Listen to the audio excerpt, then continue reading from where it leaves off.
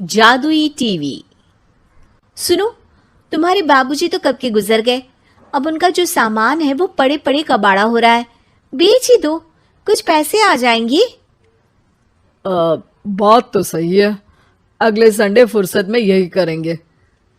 अगले संडे रोहित सारा सामान कबाड़ी को घर बुला के दे देता है।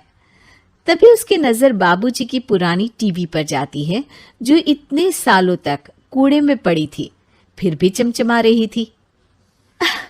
टीवी तो देखो, जैसे एकदम नई हो। हाँ, बाबूजी को टीवी देखना बहुत पसंद था।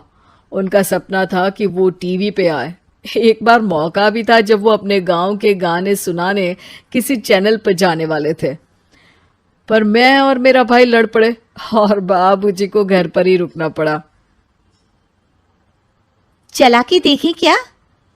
हाँ हाँ, क्यों नहीं, देख लेते हैं। पर शायद ही चले। बाबूजी ने उस लड़ाई के दिन के बाद टीवी देखना ही छोड़ दिया था। टीवी चालू करने के लिए उसमें केबल वायर लगा दिया जाता है। एक न्यूज चैनल चालू हो जाती है। स्वर्ग की सीढ़ी के रास्ते हैं तीन, तीनों के तीन रास्ते हैं संगीन। पहला रास्ता है सांप की बीन, दूसरा रास्ता घर में बिछा कालीन, तीसरा रास्ता कलकत्ता से चीन। ये क्या बकवास खबर है, कुछ अच्छा लगा दो। अरे आप बोलो तो सही, कोई अच्छी खबर सुना देता हूं। मेरा तो काम ही खबर देना है। अरे बाप रे, टीवी बात कर रही है। हाँ, ये न्यूज वाला मुझसे। हाँ हाँ, आपसे ही तो बात करूंगा ना, आपके घर में हूं तो। अरे ये सपना है क्या? तुम हमसे बात नहीं कर सकते? अरे सपना नहीं भाई साहब, ये टीवी जादुई टीवी है।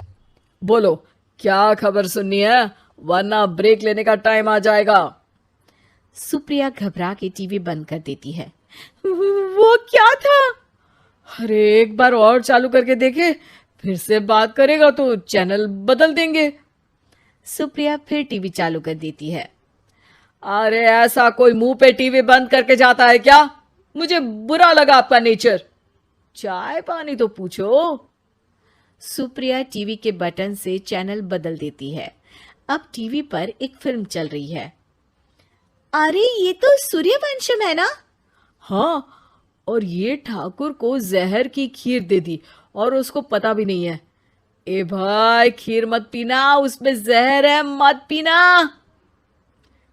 ठीक है महाशय, जैसा आप कहें। हाँ। अरे आपकी बात मान ली, पूरी पिक्चर ही अब तो बदल जाएगी। मतलब ये सच में जादुई टीवी है? तभी वहां कबाड़ी आ जाता है। भैया, टीवी के 150 रुपए दूंगा, चलेगा? अरे 1.5 करोड़ में भी ना दे तुमको ये टीवी हम। अरे 1.5 करोड़ खरीदने को होते तो तुम्हारे घर में ये पानी चाय नहीं पीता, अंबानी या टाटा के घर बैठा कोल्ड कॉफी पीता।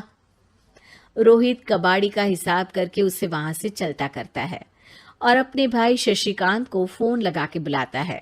शशि थोड़ी ही देर में वहां पहुंच जाता है। क्या हो गया भैया? अरे बाबूजी का टीवी याद है? हाँ हाँ, जिसमें घुसे रहते थे हमेशा वो, और अपने को कुछ नहीं देखने देते थे। अरे वो अब जादुई टीवी बन गया है। भैया, आपकी बकवास करने की आदत अब तक नहीं गई। अरे आपके घर में बच्चे हैं, अब तो बड़ों जैसी बात करो। रोहित जाके टीवी चालू कर देता है। टीवी पर एक जादू का शो हो रहा है जिसमें एक जादूगर है। अब मैं अपनी टोपी में से कबूतर निकालूंगा। श्रिंग ब्रिंग शरिंग बम फोपा फुफी फुफा बाउ। टीवी से कबूतर निकलता है और शशिकांत के सर पर आकर बैठ जाता है। भैया, ये क्या हो रहा है? भैया इसे उड़ाओ। ए कबूतर, जा जा, कबूतर चल निकल। अब मैं टोपी में से सांप सुनते ही शशिकांत कांप जाता है और भाग के टीवी बंद कर देता है। भैया सॉरी भैया, मैं समझ गया ये सच में जादुई टीवी है, पर एक बार और ट्राई करते हैं। पर भाभी, कोई दूसरा चैनल लगाओ। जिसमें डर ना लगे। सुप्रिया टीवी चला देती है और न्यूज लगा देती है। अरे कितने दिनों बाद मुझे याद आया, बताइए क्या खबर सुनाओ। और ये नया आदमी कौन है? ये मेरा भाई है शशिकांत। ओह यस, वही है ना जिससे तुम लड़ लिए थे किसी बात पे, और तुम्हारे बुढ़ाओ पिताजी गुस्सा हो गए थे और टीवी को संन्यास दे दिया था। हैं? तुमको कैसे पता ये सब?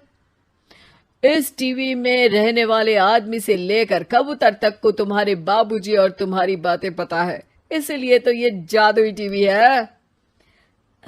ये टीवी क्या कर सकती है वैसे? तुम जो मांगो दे सकती है, कहानी बदल सकते हो, खबर बदल सकते हो, कोई चीज मांग सकते हो। अरे भैया, ये टीवी मैं लेके जा रहा हूँ। बाबूजी का लाडला तो मैं ही था ना। अरे ऐसे कैसे? मैं बड़ा बेटा था, अब तक मेरे घर में टीवी थी ना। अब तक कहाँ गए थे पिताजी के लाडले? तुम्हारी गलती का एहसास भी है। अरे भैया, ज्यादा ना बोलो वरना भूल गए आपके दांत तोड़ दिए थे मैंने उस लड़ाई में। मेरी बीवी के सामने मेरी बेइज्जती करता है। रुक। दोनों भाई हाथापाई पे उतर जाते हैं। रुक, बताता हूं तुझे कि कौन बड़ा है। अरे छोटे का दम तो देख लीजिए आप। ये खबर आपके बाबूजी को देता हूं। तभी टीवी अचानक बंद हो जाता है। अरे शायद टीवी नाराज हो गया। और लड़ लो, आए बड़े खली बनने। टीवी से एक तेज रोशनी निकलती है और टीवी में बाबूजी दिखाई देते हैं।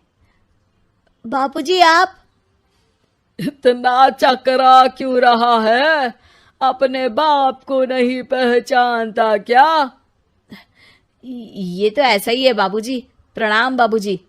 अरे चुप कर, तुम दोनों ही उल्टे हो। तुम्हारी वजह से मैंने टीवी में आने के सपने को छोड़ दिया, तुम्हारी लड़ाई की वजह से। और तो और, जितना मैं अपनी बीवी को नहीं देखता था उतना टीवी को देखता था, वो भी छोड़ दिया तुम दोनों की लड़ाई की वजह से। और अब मरने के बाद जब मैंने टीवी को जादुई टीवी बना दिया तो भी तुम इसका फल लेने की जगह लड़ रहे हो। अरे तुम तो लायक ही नहीं हो, अब तुमको बाबा जी का ठुल्लू भी नहीं मिलेगा। बाबूजी चले जाते हैं। टीवी बंद हो जाता है। रोहित और शशिकांत गिड़गिड़ा के टीवी के सामने हाथ जोड़ के बाबूजी को बुलाते हैं, पर टीवी सिर्फ धुआं निकालता रहता है।